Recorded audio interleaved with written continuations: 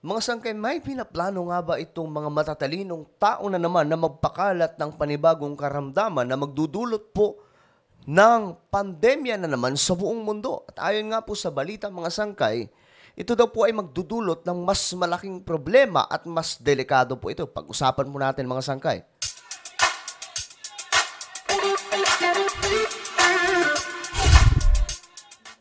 Magandang oras po sa lahat ng mga nanonood ngayon, lalo na po yung mga solid sangkay na lagi pong andito, nag-aantabay.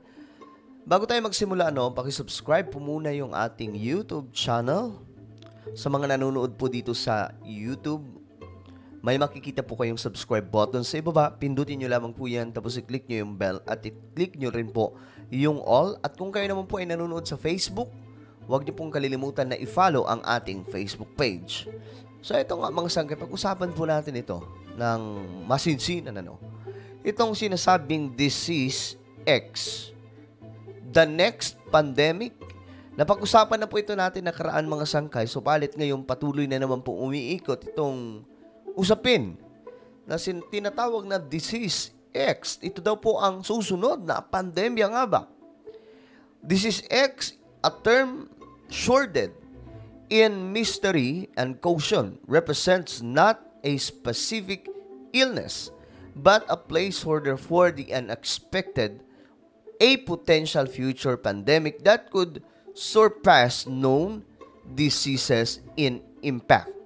First coined by the World Health Organization or WHO, this hypothetical pathogen symbolizes the unpredictable nature of health threats in a globally connected world.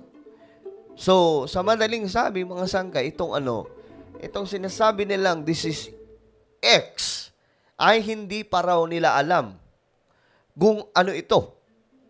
Subalit, nagkakaroon na daw po sila ngayon ng prediction, mga sangkay, regarding po dito, na posible itong maganap sa ating mundo sa mga susunod na panahon. Hindi natin alam kung this year, next 3 years, next 10 years, di ba? Or after 20 years. Basta mga sangkay, meron na po silang sinusundan ngayong pattern. At ito daw po ay disease X. Medyo lang mga sangkay, maaano ka lang kasi bagamat wala pa, meron na po silang pangalan. So dito pa lang mapapailing ka na lang at di mo maiiwasan na magduda sa kung anong plano nitong mga matatalinong tao.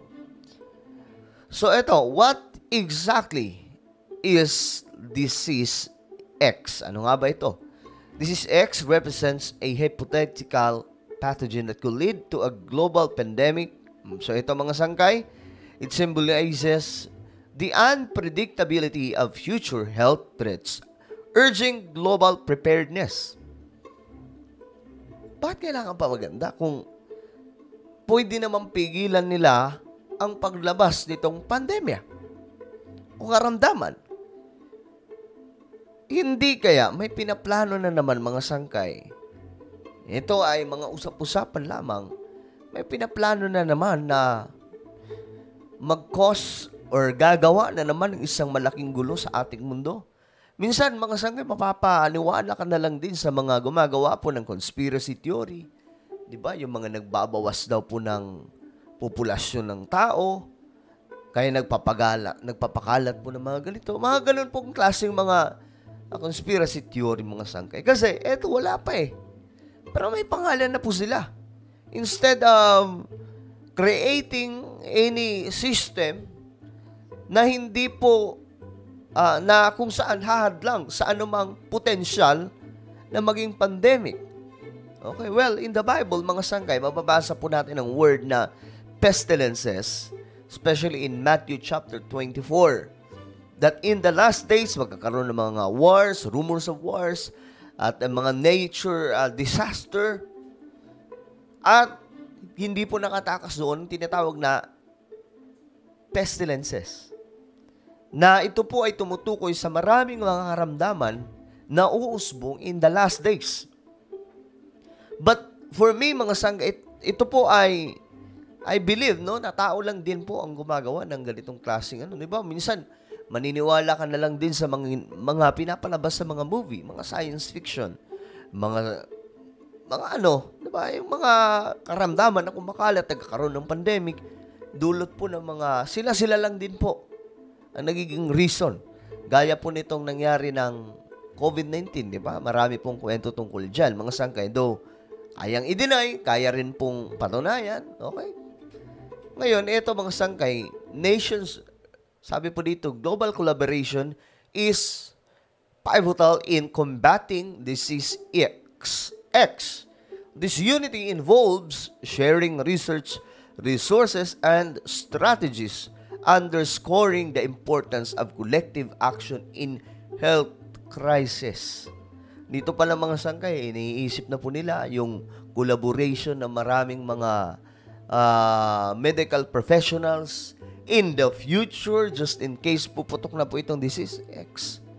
Ang tanong dito, ito ba ang tinatawag na zombie? Kasi mga sangkay, itong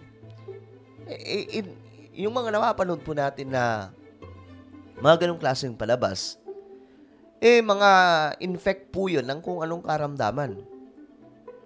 At marami nga po mga mayayaman ngayon, mga sangkay, dahil sa sobrang nilang takot na in the future, mangyari ito, nagpagawa na po sila ng mga bahay po nila na pwede nilang pagtaguan just in case na maganap itong pandemic na malala. Okay, mga sangkay, nakakaano lang, no? Nakakagulat lang itong mga pasabog ng mga scientists ngayon. Dedicated scientists are at the forefront conducting research to understand potential threats like disease X. Their work is crucial in developing early detection and response mechanisms.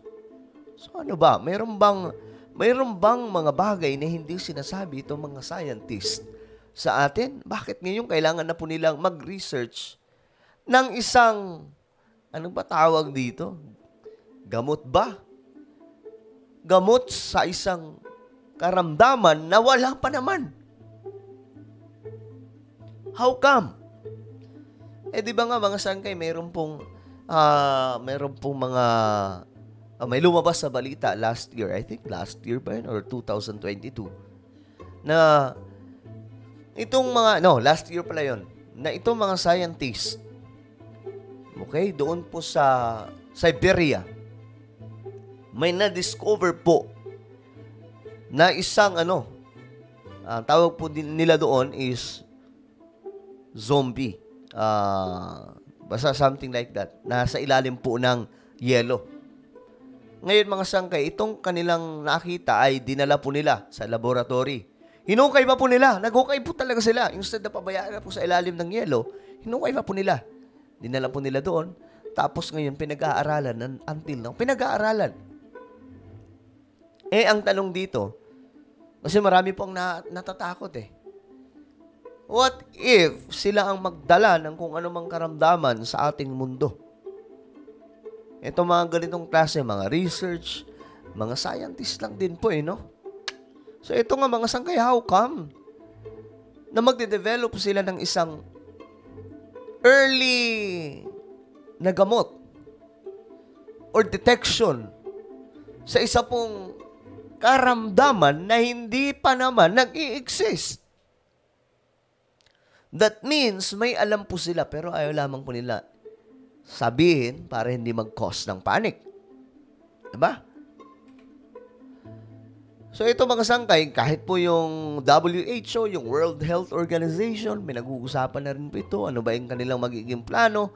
Just in case na magaganap po itong ganitong klaseng event. Pandemya na mas malala. Ito, predictive modeling plays a key role in understanding disease X. By analyzing data on known pathogens, expert can anticipate how new diseases might emerge and spread. Ito mga sangkay, hindi na po natin kabisado yan kasi mga mga medical professionals. Kahit may alam po tayo kaunti, pero ito sila ay mga malalalim na. Kaya nga lang mga sangkay, what more important is, ngayon, Ngayon pa lamang itong mga scientist, mayroon na pong isang bagay na mukhang ayaw po nilang sabihin. Mayroon ba silang nadiskubre na kumakalat na? Kaya may mga ganito silang inilalabas na mga impormasyon, disease X pa. Yan po, a proposed pandemic treaty aims to strengthen global response to diseases like disease X. Ito po, ulit-ulit po nilang inaano mga sangkayo. It emphasizes cooperation ensuring countries are better prepared for future health crisis. So, ang tanong dito, ano kaya ito, mga sangkay, no? Bakit may mga ganito na silang klaseng impormasyon? Ano itong disease X? Kasi kahit po yung mga paliwanag nila, sinasabi nila, hindi pa namin nakikita itong karamdaman, pero nagre-ready na kami, kaya ang tawag naming disease X. Bakit may ganon silang pag-aaral? Alam na pala nila yung future, no?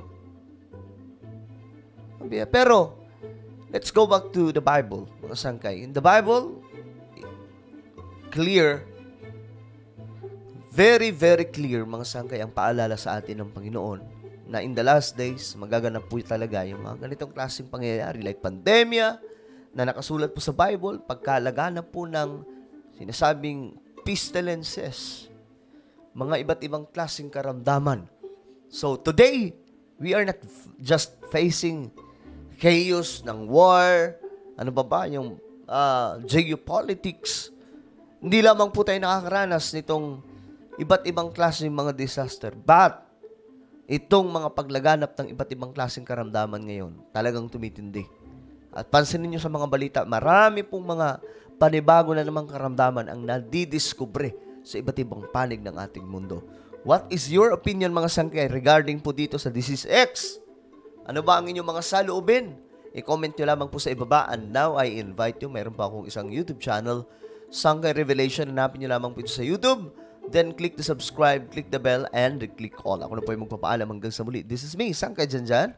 Palagi nyo pong tatandaan that Jesus loves you. God bless everyone.